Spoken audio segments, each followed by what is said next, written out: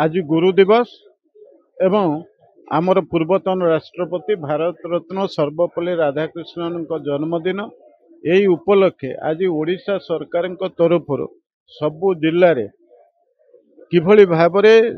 मेधावी छात्र छात्री मानक संवर्धित करा जिवो एवं कृति शिक्षक मानक संवर्धित करा जिवो सेथिपई प्रति जिले में आयोजन होती विभिन्न कार्यक्रम। आज जगतसिंहपुर जिले में आज पाखापाखि 939 जन को आज संवर्धित करा जिबार व्यवस्था होती। तेणु शिक्षक मानक मध्य संवर्धित करागला।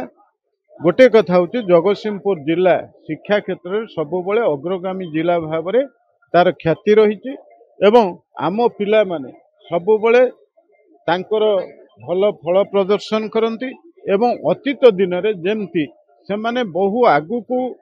जाइथिबा लोक आम जिले में अछंती। राजनीति क्षेत्र में, शिक्षा क्षेत्र में, विज्ञान क्षेत्र में